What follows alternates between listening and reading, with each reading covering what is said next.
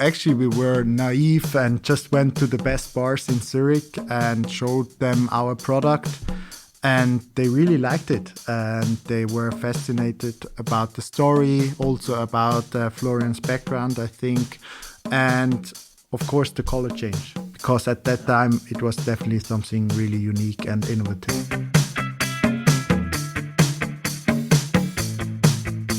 Welcome to the Swisspreneur Show, a podcast about startup stories and learnings from experienced entrepreneurs. Here's your host, Sylvan.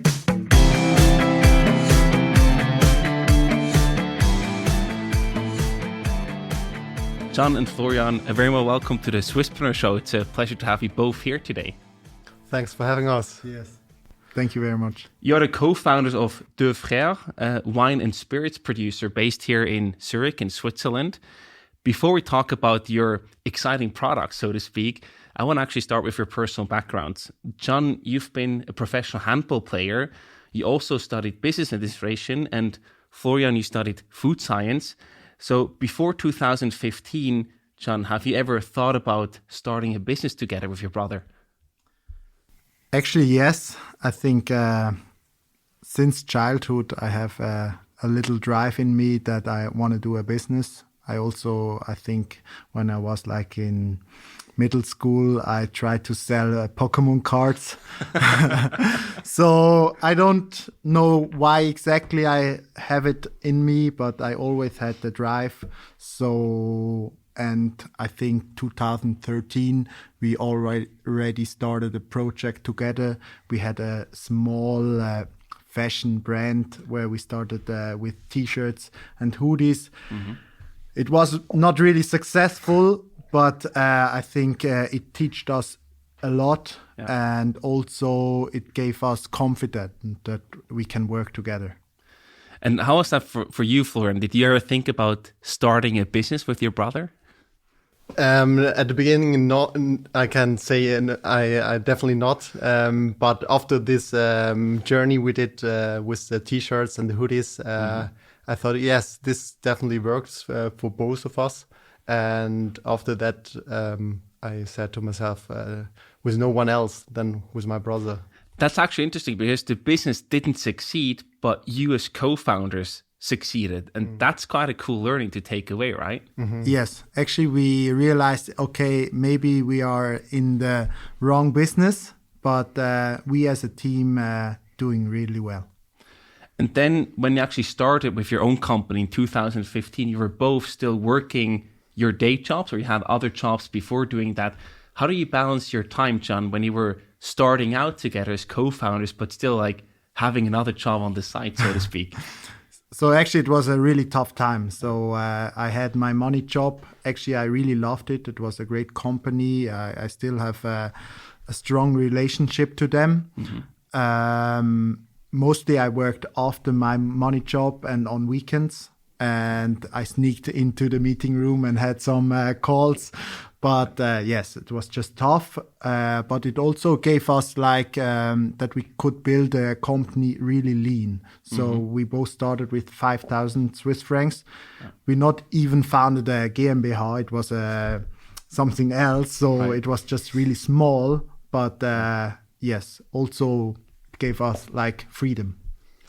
And for me, it was completely the opposite. I also had a job afterwards. Mm-hmm. I worked as a food engineer, but I completely hated those jobs. And I was actually forced into the self-employed because business. of the frustration. Yes, I would say so, yeah. So that's one motivation, right? You are frustrated with your current job. So you say, I can't take it. I want to do my own thing because I cannot work for someone else.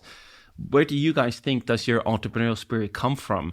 Was that always within you, or did you have any role models or inspirations in your family or something that inspired you? Yes, I would definitely say this has something to do with our parents. Yeah. Our parents are both self-employed, so they wouldn't consider themselves as entrepreneurs, but I would say they really love what they do. And this showed us that we also want to do what we love, actually, yes. Yes. I think that it's a really big goal that we thought, okay, for them it's not even work, it's just a passion, and really realized, okay, let's go for our passion. I want this too. and Gian, when you were actually still having your money job on the side, is that a setup now looking back that you would recommend to other entrepreneurs to say, you should stay lean, you should try to also bootstrap your company, start with as little as possible, and even if that means having another job on the side, is that the right setup to become an entrepreneur now looking back? I think for us, it was definitely the right setup. Actually, I would recommend it to everybody. I think definitely in the beginning, it really helps also on the pressure side. Yeah. But you have to know when it's the time that you change. And then we also realized when we are both working like full for Deux Frères, we realized, okay, now we make the big steps. Right. Yeah. So a great starting point, but be mentally prepared that it's going to be very, very tough. Yes. Yeah, for sure. It's a hard work, a lot of work. And yes, you should know that. Absolutely. So let's talk about the early days. You founded Deux Frères in 2015. And the story all started when you actually began to secretly distill gin in the ZHAW, the university's student lab. Florian, can you talk a bit more about these early days, how you got started? Yeah, so actually it wasn't at the ZHAW student lab. It was at the University of Zurich lab. Oh, okay. And I gave there a course for lab assistants about the art of distilling. So I asked myself, what should I teach them? Sure. What kind of distillation? And I said myself, let's do not this boring stuff. Let's do something exciting. Yeah. And we distilled gin, actually. But I didn't tell them. I said it's like a herb distillation or something like that. Right. But at the end, I was the one who tried it. And I felt really good afterwards. I felt I can do a quite good recipe just because of my knowledge. And yes. Did you then already realize that this could be a potential business idea? Yes. So I told Gian, and I said, at this time, the gin market wasn't there that it's now. Right. Yeah. And I said, we could do that. We can find a distiller and give our recipe to them. And yes. Yes, but I think since the beginning, we realized we have to do something that is unique to be be separate to all the competitors. Right.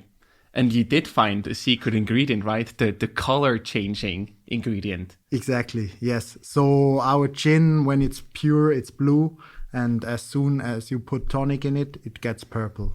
And at that time, it was something really unique. Yes, and this has very much to do with the pH. So those ingredients, they react on the pH. Yeah. And at a neutral level, they are blue. And if you add tonic, you add some acid, and they go in the sour range, and then they turn pink.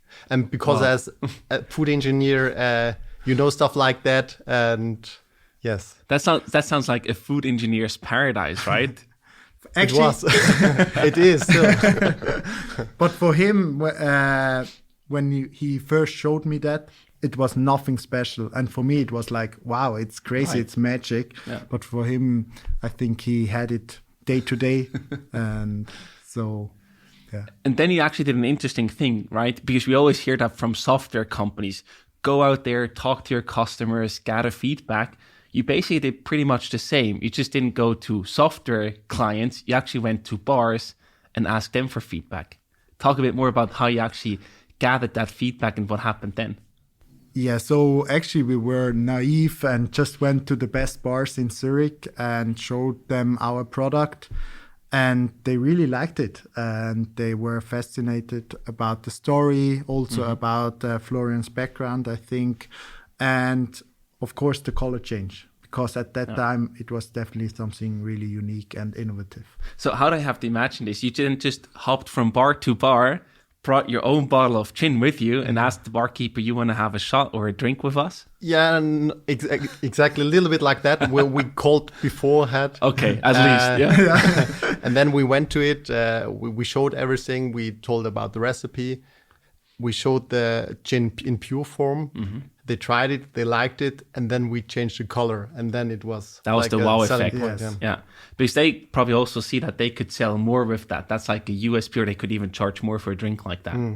Actually, the first bar we went, they even asked us if they can get equity. Wow. Yes. That's quite a nice Yes. feedback. Yeah. Did you do that? No. Of course not. So then there's also an additional part, right? So you got the feedback, but then you actually perfectioned the recipe. We think you did that in Tyrol, in Austria. What did he exactly do there, and why did he have to go to Austria and leave Switzerland, so to speak? Yeah, so this has a lot to do with our family background, because our father came from Austria and two of our siblings live in Tyrol. And that's why we had there these connections to this Tiroler master distiller. And he actually helped us to finalize the recipe at the end. And he's still our distiller now. Wow. Yes. Yes. But I think when we had the idea, the goal was for us first to produce everything in Switzerland. But actually, we went to a lot of distillers in Switzerland, and they not really were enthusiastic about the idea of two brothers making a gin. And so, yeah, we thought... Yeah, I would say they didn't saw the potential back then, because the gin wave wasn't there already. So they just thought, okay, just two other guys who want to make a gin. Yes. Right. And what is definitely true, we had no clue of the market. Is that an advantage or a disadvantage when you're starting out? I would say it's always an advantage to don't know something, because you are not You're not blind Yes. from like the shiny numbers and yes, the potential, right? Yes, Yeah. and I think if we knew how hard the way would be, I think we wouldn't do it. And also we had like a different perspective on the product itself and how we try to get customers. Yeah. We'll talk about that in a minute, I'm sure. But I think being naive a bit as an entrepreneur to start out is actually a very interesting or a very big thing, because then you take challenge by challenge and you don't see all the big challenges that will come your way. They will certainly come before even starting out, and then you don't do it at all. So I think being a bit naive in that regard is actually a very healthy thing. Yes, for sure. Good point. So now also, of course, I want to know a bit more about the gin recipe. I'm not sure how much you can reveal if it's like a secret recipe, but can you tell a bit more about what's actually in there, Florian? So unfortunately, we can't tell you a lot, of Fair course. point. But of course, there is juniper. We use organic juniper. There is like lemon Zest. lemon zest, yes, coriander seeds, lavender, orange flowers. I would say all the good ingredients that you also find in a good curry recipe. Yeah. And then the secret mix that makes it special. Exactly, yes. And where do you actually source your ingredients? Because you said before you wanted to do everything in Switzerland. So how do you then make or not make that happen? Yeah, so this is quite hard because, as I mentioned, a lot of the botanicals are not from the neighborhood. Right. So we try to be as regional as possible, but in a lot of cases, it's not possible. Yeah, that's the challenge of building such a product in Switzerland, I imagine. And you also mentioned, John, you were the first ones who actually had this color-changing gin. Nowadays, you're not anymore. There are many copycats or other products doing a similar thing. Is that sometimes frustrating that, you actually were the first ones, you sort of invented this, but now others are just copying your initial USP? I think at the beginning, for sure, it was a tough pill to swallow. Right. And it was not really easy to accept. I think now, with all the success we have, we can handle it. Yeah. But yes, we don't understand it, actually. When was the first time that you saw someone else doing the same thing? Actually, I cannot remember. I think 2 years after After we have been on the market. Okay. yes. Do you remember the conversation that you then had together? Actually, I think it was a phone call, and it was like did you saw there's a new gin which changes the color? And actually, I think, that was definitely a hard time. Also, how we can handle, you always have like bad things in your head that maybe it can also risk your career. Sure. And I would say this is definitely a disadvantage for the bootstrap company. You are quite slow in the market. So of course, if we had raised capital, we probably have been much bigger then. But at the same time, the real issue is that you cannot really protect the recipe to a certain degree. Yes. There's no like real IP. So as soon as someone else does something similar, exactly, it's gone. Basically, it's not unique anymore. Did you also? So you were like still, growing the company, not at the level, of course, where you are today. So that is a real threat. What did that do on an emotional level to then get out of this, where you then say, we have to let that go and focus on ourselves? Was that like very difficult for you to do? Actually, I think it was for sure a process, and it helped a lot that we are two, because then you can talk a lot about it, and I think always somebody stronger and can push. So I think that helped a lot.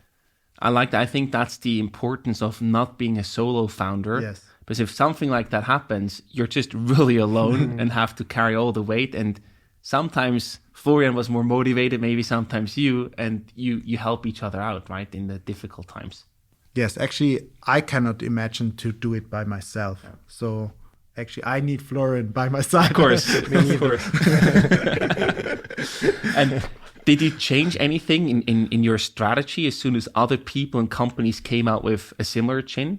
So actually, since the beginning, we realized, okay, the color change is something unique, but it shouldn't be our only thing. That's also, we never had like full focus on the color change. Also on our branding, it was a brown glass bottle, so you couldn't see the color. Right. So and also our gin doesn't called the color changing Deux Frères gin or something like that. So you don't see it when you just on the bottle. Yes. So it was more a feature, but not really the brand itself. Exactly. Yeah, exactly. And the quality was our main focus, and also so the quality of the whole product to do a good storytelling, have nice labeling, have a good quality in the product, and be as sustainable as possible and stuff like that. So then it was really more the brand play that built your real USP, not really the color, right? Yes, exactly. And I do want to talk about the importance of brand, because I see that you have a very beautifully crafted and very well told brand that you built up over the years. So big kudos for that one. Thank you very much. How important is the branding for you? How do you create such an outstanding brand? Because I think it takes a lot of time to get to that level and a lot of attention to detail and everything, but it's a huge leverage because that's what people know you, especially in the consumer space afterwards, right? Yes. I think we always had a good understanding of aesthetics. I think that helped us a lot. We didn't realize from the beginning how important the brand will be, but just because we were so focused on aesthetics that everything looks nice, that helped us a lot. And I think only after maybe 5 years, we realized how important all these small steps are for brand building. And where do you learn that, how to build a brand? Was it really like learning by doing, or do you just have that in your DNA? What helped you to build this beautiful brand that you have? Actually, I think we didn't knew it then. And also at the beginning, we had never picture about the two brothers, but the name was Two Brothers. And we realized, okay, the people want to see the two brothers behind the brand. And so now we are also focusing to show us more pictures behind the scenes and everything. So it was a lot of learning.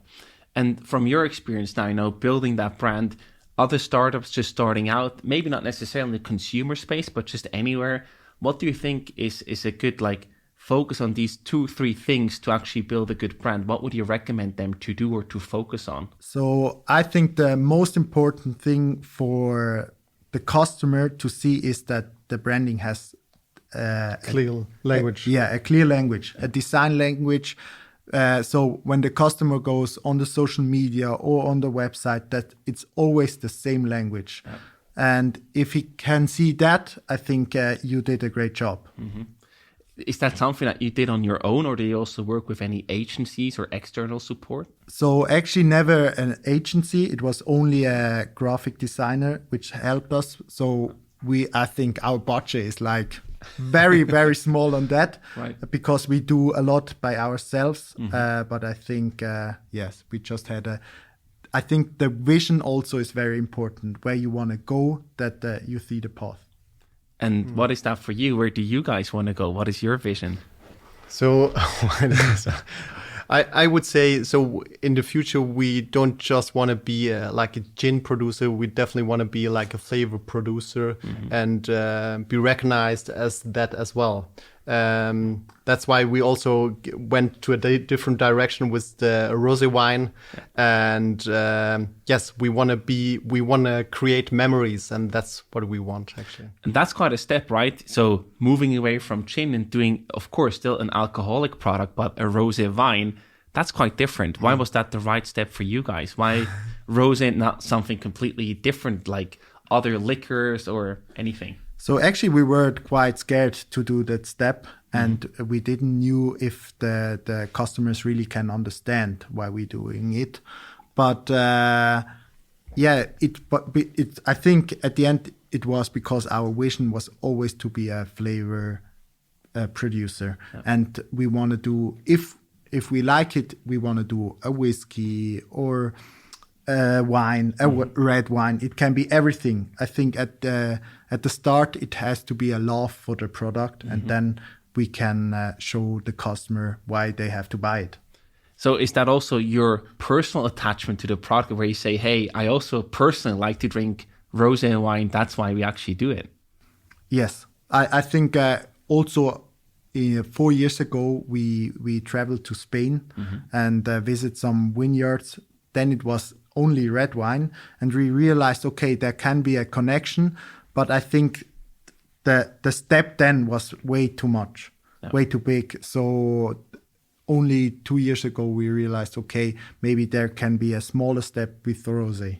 Yeah, and I think that's like probably the second part, the authenticity, where you build products that you yourself enjoy and then have the personal story crafted around it that makes your brand so unique, and nobody else can compete with that.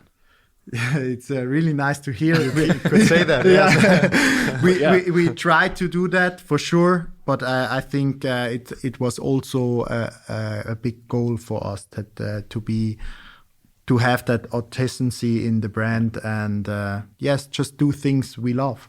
Absolutely. And one important part of the whole, product game is, of course, to have distribution and sales aligned. So the first question here is, you started out in Switzerland, and when you were starting out, was the market actually big enough for a gin as you just produced it, or now also with the rosé wine? In the beginning, we thought definitely, I think Swiss is not enough. Right. We need more markets. Now, after 6 years, I think, and all the learnings, we realized Switzerland is a great market and for sure big enough. But we are already on. Yes, of course, and there's still a limit, of course, in the Swiss market. So I would say we can double the revenue in Switzerland, but then there's a limit to the Swiss markets, and that's why we also want to expand to different countries. And we are now in France, Austria, Germany, and we started just in China. Wow! Last month, yes. Wow, that's a big one. I want to talk more about that, but before I do, I want to go back to 2015 when you actually started out, because you made a very conscious decision, right? You focused on the food service industry first instead of going retail directly. Why was that the right step for you?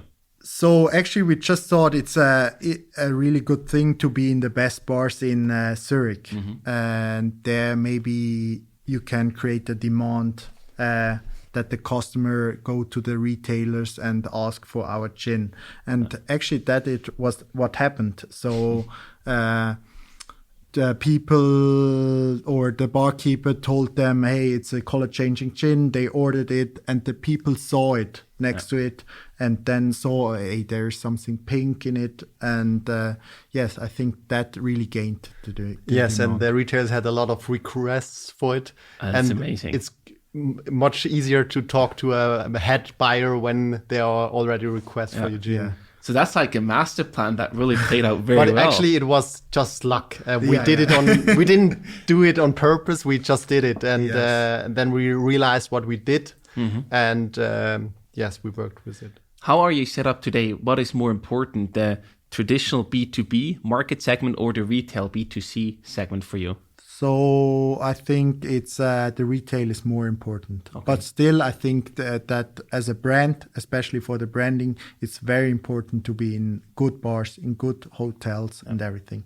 And how do you pick them? Like, is it also, again, like personal preference and like a personal fit? So as a brand, we don't want to be in a discounter.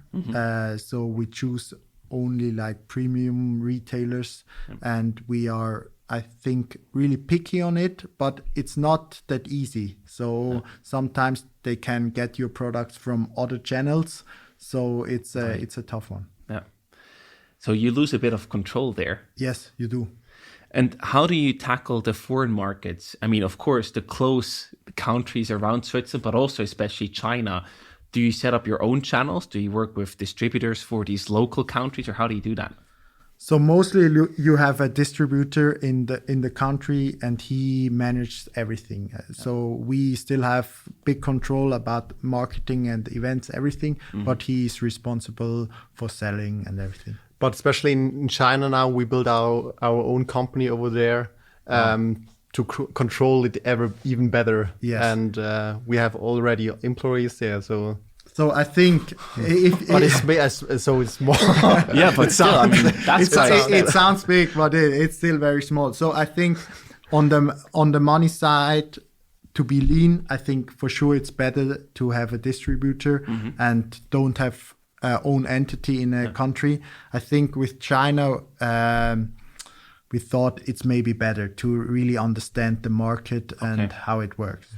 But then you also do the distribution yourself, or you still work with partners in China? We still have partners there. Okay. Yes. But you have the legal entity to represent the brand in China. So and also we do the logistics and everything. Okay. Yes. Is that also healthier for your margins because you can charge more, or you have a longer control over the supply chain? Yes, actually it is. But now on the China business case, it was a really tough one to really understand how everything works. Also, like to have a bank account in China, it took us nearly 2 years. And also COVID hit us. It wasn't a good timing. Yeah. But it's definitely a lesson learned there. That sounds like a very time-intense, adventurous It was. setup. It was. And actually, we still don't know if it really Succeed. Yeah.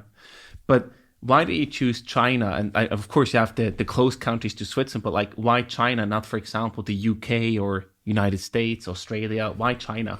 Actually, what we see in China is that gin market is still very small to the population. And it's all the big brands are investing now in China, also the gin brands. Yeah. But there is no really crafty gin brands there. So we see big potential for that reason.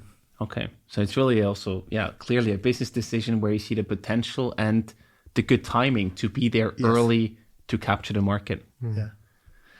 Now, Florian, maybe for you, you said you have rosé now as well in the offering, right? So you actually do expansion in two fronts, right?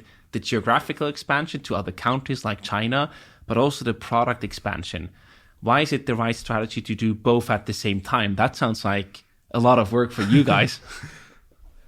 So, would you like to answer this question? It's quite a hard one. Yeah, it's a really hard one. Actually, I also don't know the right answer to that. I think there is also our passion for creating new products. So, since the beginning, we want to do a second or third product, but we never had the guts to do it.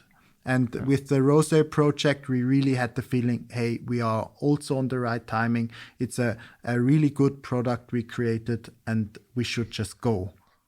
Yes, and you use the same sector, so this really helps. Right. You have the same logistic, and yes, therefore you can offer the rosé also to other customers that also buy the gin. Right. Yeah, it's probably a bit of a different shape of the bottle, but the logistical process is very similar, right? Exactly. To import and export alcohol, basically. And also a good part, but we didn't know it actually. So we knew, but we didn't know how crazy it is. So rosé is a summer product, and gin for us, Christmas is the most important time. So it helps us also to have to grow the low season. It all makes sense now. Yeah. Afterwards. One more thing that I'm really interested to talk about is you bootstrapped the company. So, to actually invest and get to the level where you are right now, that's a significant investment to also continuously reinvest the proceeds and the money that you make from the company into the next product, into geographical expansion. Did you ever think about taking on external money? Yeah, so we are thinking about to build our own facility in the center of Zurich. And now the time has come to that we are thinking to take external money, but not for equity, just to work with it. Yeah. And when we started, we started with 5,000 Swiss francs each, so it was quite small, and we invested everything we had. So yes, so I think it definitely came over mind. Sometimes we also had some requests from outside people, but we always really liked the idea that we can decide for ourselves. And that also, I think it was always a big strength of us that we can decide really quickly.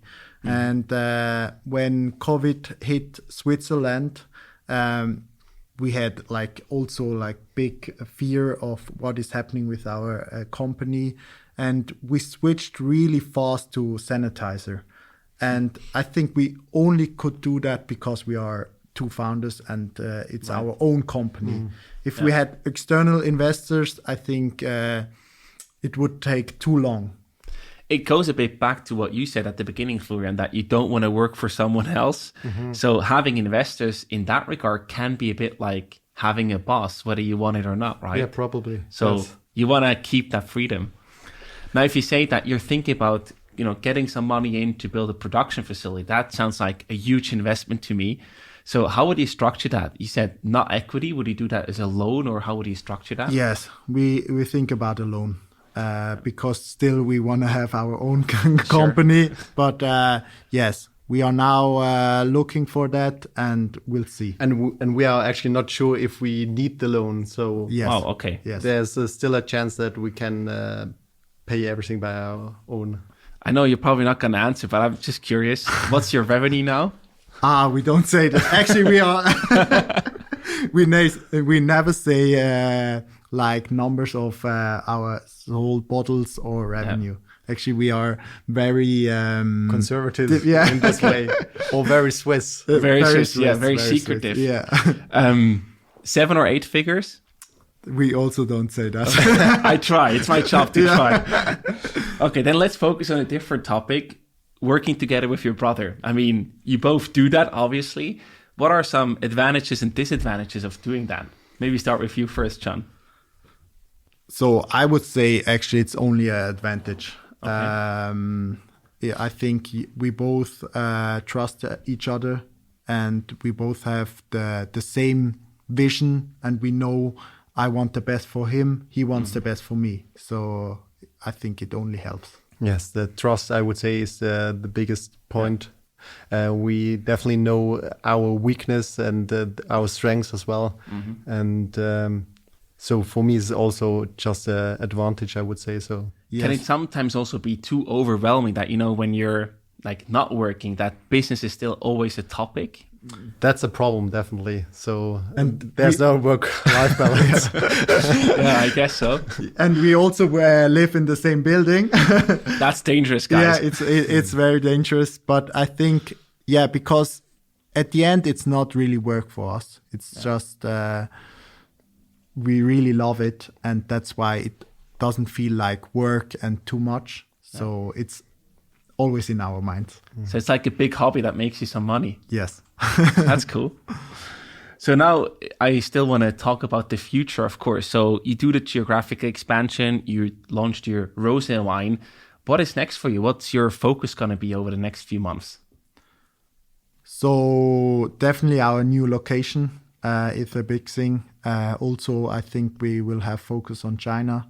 But still, we see so much potential in Switzerland, and we want that every customer in Switzerland knows our brand and knows what we stand for, and it's also a big focus there. And is there any third product planned? There are many products planned.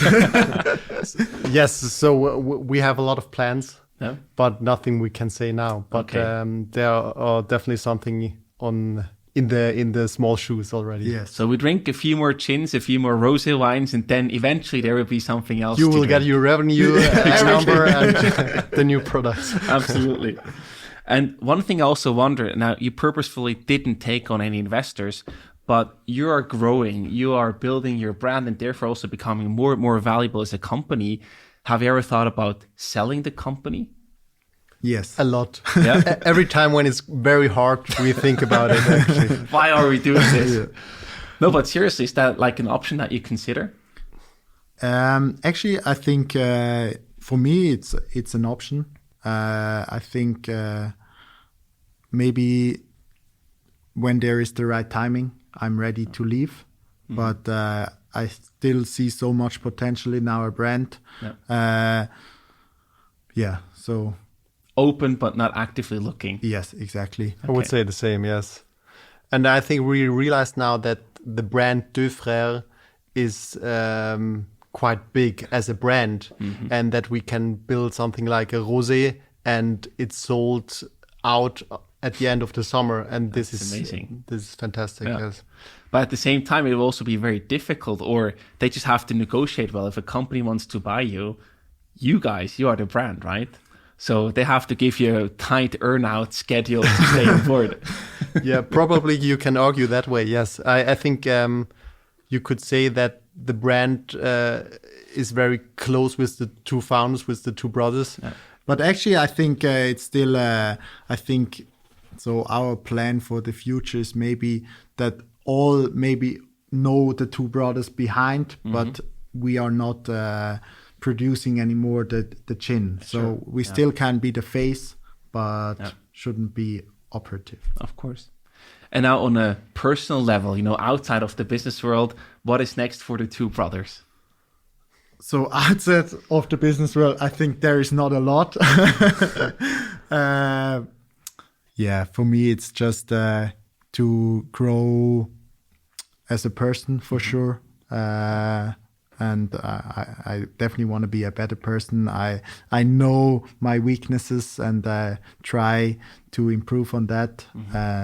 But I think my goal of life is to have like a good work-life balance. And for you, Florian? So I became father 1.5 years ago. So nice. I'm never in my comfort zone anymore. Yes, always improving, and you have to have some packed days these days.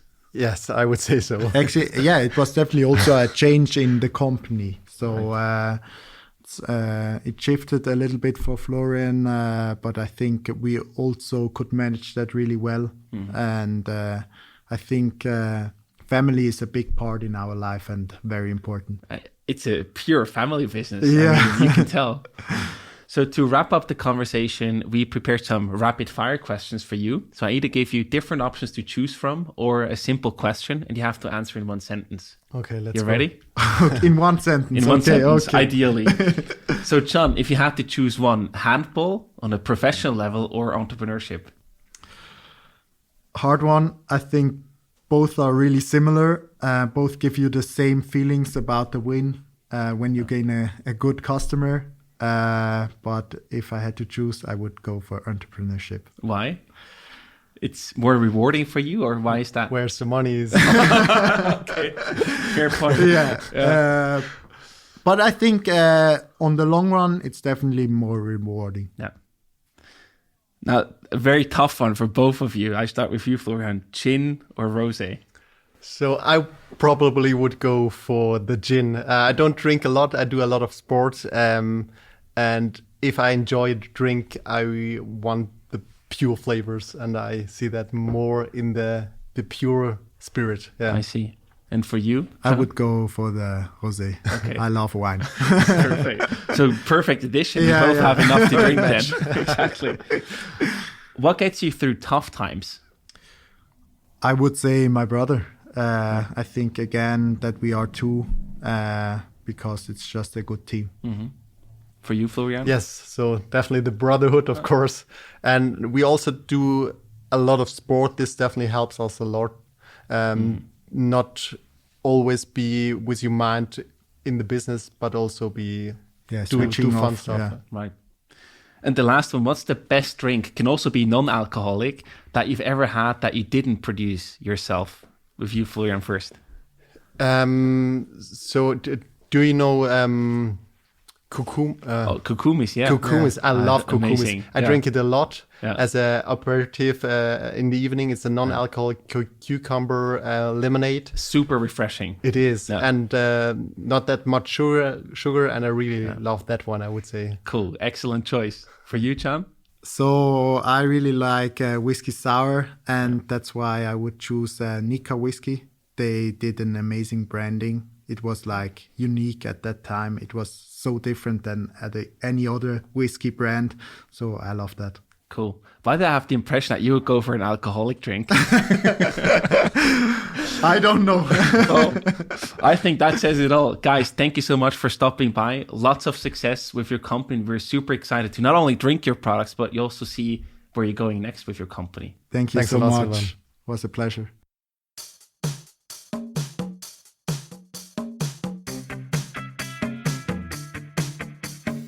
We hope you enjoyed today's episode. If you did, you can support us by rating our show on Apple Podcasts. This way, we can reach an ever-growing number of aspiring entrepreneurs.